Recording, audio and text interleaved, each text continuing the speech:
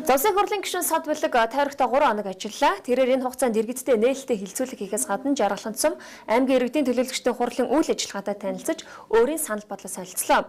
За түүнчлэн шинжлэлийн засгийн газраас баримталж бодлого шийдвэр өнөөгийн нөхцөл байдлын талаар сэтгүүлчдэд мэдээлэл өглөө. Өнгөрсөн амралтын өдрөөс эхлэн улсын хурлын гишүүн сад бүлэг тойрогтой 3 хоног ажиллаа. Түүнийг тойрогтой ажиллахгүй байна хэмээн олон иргэнээс шүүмжлэл ирээд байсан юм.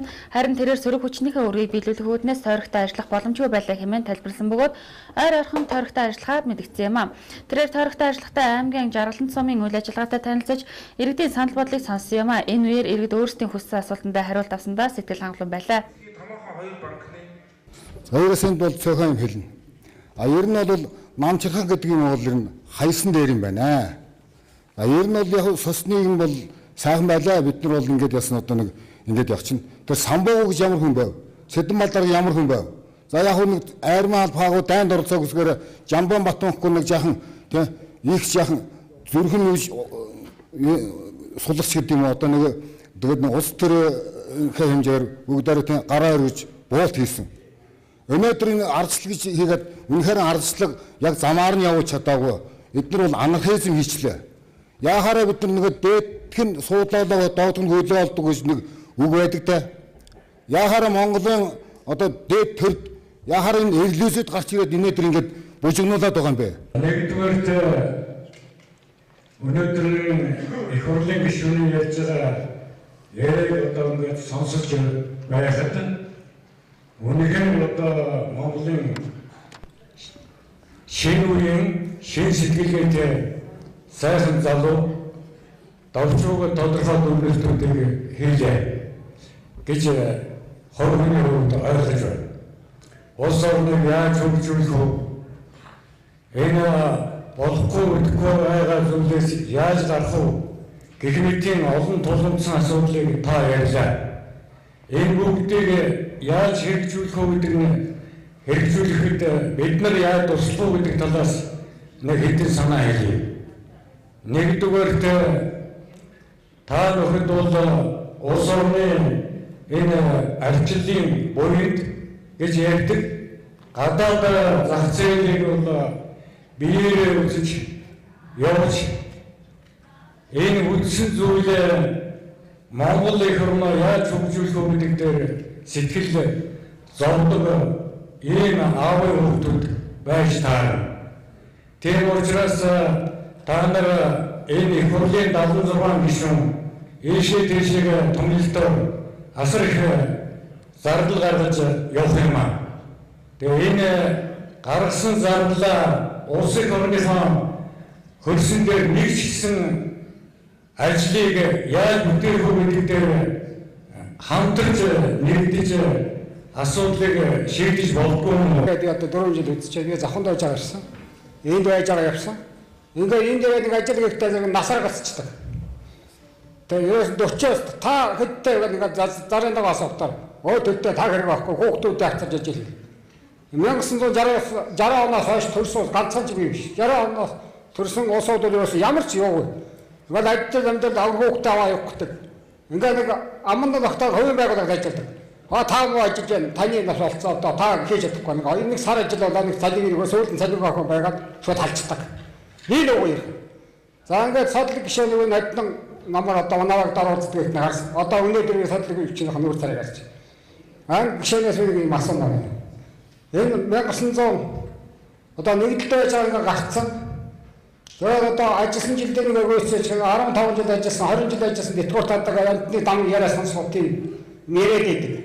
Энэ одоо яваач та нэг хоёр дахь ажлын байр тавилмаар нэрд нь ганцхан бич ажилладаг биш. Олон том хүн цуглаж байгаа олон жилээс жил нүүдэл суул их шилжиж ирдэг. Антиг хөдөлгөөн ихтэй.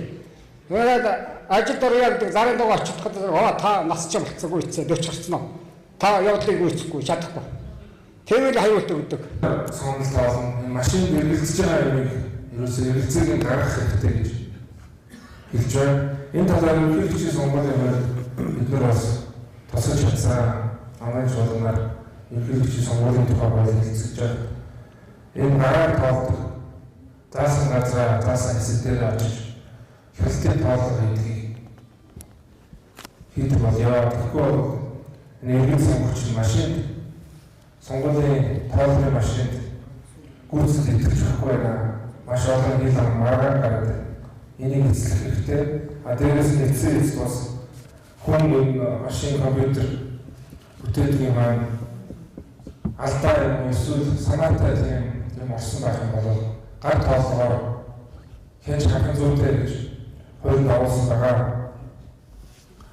Архины хуулийг зөв хийгээрэй гэдэг бол зөвлөдөө 1930-аад оны үед Америкийн нэгдсэн улс архитай хэлцэж байгаа гэж маш их хүчтэй зохион байгуулалттай гэмт хэргийн бүлэглэл мафиудыг үүсч бий болгоход нь бараг тусалсан. Хуулиараа гаргасан чинь дамын шагийн арх маш их газар авч тэр зохион байгуулалттай гэмт хэргийн бүлэглэлүүдийн хийдэг ажил болж байсан байна. Би өчигдөр иргэдтэй энд уулзж байхдаа хэлжсэн миний зүгээр оюутан байх үеийн Америкийн харж ирсэн зүйл нэг нь юу гэхээр хатуу спиртлэг архийг борлуулж түгээд тусгай зөвшөөрлөлтөй тэр улсаас тусгай зөвшөөрлөлтөй цөөхөн тооны тийм дэлгүүрүүд байдаг. Аливаа хот газар. Тэндээ тэгээ яг 21 наснд хүрсэн хүнд үйлчлдэг иргэний хүнд паспортыг шалгаж ийж тэр архийг одоо вино комитетийн зөөлөн төрлийн архийг бол яг албан ёсны тийм супермаркетаар зардаг. Тэгтээ ч гэсэн кассан дээр нэг насан турш байна гэдгийг шалгадаг. Иргэний өмнөх жалгооны өмнөх эсвэл паспортыг үзчихэж. Тийм хатуу шаардлагатай байдаг. Ийм жишээг манай харж байна. Төвхний хуулийн дээр бол яаруу гаргасан зорилтын төвх татах газрын жишээл зааж өгөө. Төвх татдаг. Тэрээр улс төр нийгэм эдийн засгийн өнөөгийн байдалд иргэд бухимдалтай байгаа нь ажиглагдлаа гэсэн иргэд ч өөрсдийн өдөр тутмын амьдралд тулгамдж буй асуудлаар нь нээлттэй ил тод хэлсэн. Улсын хурлын гишүүн сод бүлэг тойрогтой ажиллах үеэрээ аймгийн иргэдийн төлөөлөлтийн хурлын даргатай уулзаж үйл ажиллагаа хэрэгжүүл буй бодлогын талаар санал бодлоо солилцсон юм а. Мөн энэ үеэр хэрхэн хамтарч ажиллах улсын хурлын гишүүний зүгээс дэмжүүлэх ямар ажил байгаа тухай аймгийн иргэдийн төлөөлөлтийн хурлын дарга уламжлалаа. Олгох гээд газар байхгүй. Өнөөдөр Булган аймгийн Орхон сумын Халуун багийн нутаг дэвсгэрэл орсон манай аймгийн 350 гаруй иргэдийн өрхийн асуудал өнөөдөр яг 2 аймгийн тулгымцсан асуудал болоод ингээд зогссон байж байгаа шээ. Зөвшөөрлөгөө буусан ингээд Булган аймгаас надад иргэдэд газар чөлөөлөх гэдэг шаардлага тавьдаг. Бид нэгэнтээ хашаа өрөөд башингаа өрөөд бууцсан айлуудаа нүүлгэн шилжүүлнэ гэхэд бол үнэхээр хүндрэлтэй асуудал тийм иргэдийн маань асуудал байдаг. Тэгээ энэ дээр бол сая 2 аймгийн хувьд хамтран ажиллах одоо гэрээ байгуулсан. Энэний хүрээнд энэ газар зохион байгуулалтын асуудлуудыг бас шатараатай шийдэл явъя гэдэг асуудал тусаа явж байгаа. Тэгэхээр энэ бол яг нэгэнтээ гэрээн дээр тусгагдсан одоо шийдвэрлэх гээд 2 аймаг оролдох баг. Гэхдээ л одоо нөгөө газар нутаг маань байхгүй байгаа юм нөхцөл бид нар яа шийдэх вэ гэдэг хүндрэлтэй л. Тэгээ одоо нэг дундын бүс гэдэг хэлбэрлөө бас явж байгаа. 2 аймаг тийм ээ хоёр талаасаа яриад суурьшлын одоо шинэ бүстэй бол яа. Тэгээ энэ бүсийг одоо Булган аймгийн Орхон сумын нутаг Оросын булган орчим уу эсвэл одоо арай өөр газар уу гэдэг асуудлыг хоёр талаас ажлын хэсэг гаргаад судалж үзэж байна. Мөн сэтгүүлчдад улсын хурал шинжлэлийн засгийн газрын хэрэгжүүлж буй бодлого шийдвэр бодит байдал үйл ажиллагааны тухай тавш мэдээлэл хийсэн юм а. Нэлээд том газрыг 200хан хауст зориулж энэ төслийг хэрэгжүүлэх нэ. Энийн оронд илүү хүртээмжтэй, илүү олон иргэнд орон сууц барих тийм болцоог нь олгож болдгоо юм уу гэсэн шүүмжил явж исэн. Нөгөө талаас эко хорооллыг бондын мөнгөөр санхүүжүүлнэ гэсэн тийм сураг би сонссон. Яг нарийн мэдээлэл надад алга байна. Миний ойлгож байгаагаар болохоор энэ бондын мөнгийг ер нь одоогийн байгаа шинжлэлийн засгийн газар энэ 7 хоногийн 5 дахь гэлөө хагасааны хурлаараа яг зарцуулах чиглэл зорилтуудаа гаргана гэж хэлж байгаа тийм хэвлээс би харсан. Тэгэхээр энийг тодорхой болгох хэрэгтэй.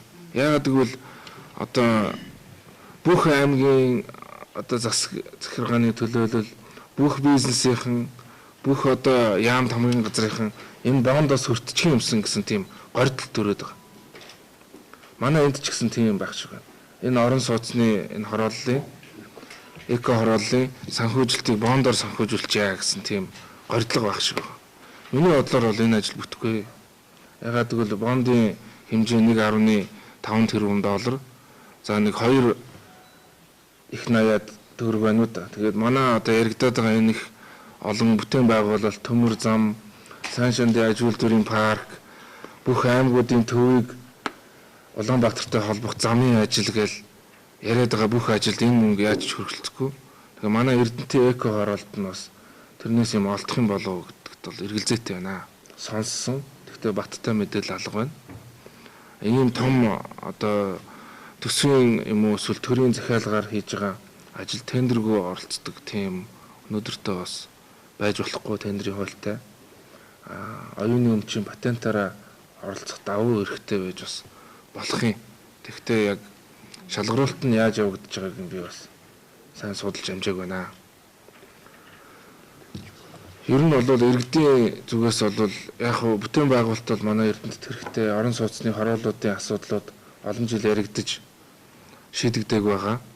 Тэгвэл ингэж 200хан хаус баригдах нь одоо юу ч юм бэлээ гэсэн шүмжилттэй байгаа юм байна. Энэ мэт олон асуудал хэлэлцүүлэг уулзалтын үеэр хөндөгдсөн иргэдийн бухимдал хүлээлтийг арилгах гол хүчин зүйл нь ажлын үр дүн бүтээмж хэмээн хэлсэн. Тэрээр улсын хурлын хаврын чуулган эхэлсний дараагаар тойрогтой ажиллахаас гадна түүний бие төлөөлөгч таны санал хүсэлтийг байнга хүлээн авч ажиллаж байгаа бөгөөд туу удахгүй тогтсон байртаа болох гинэ.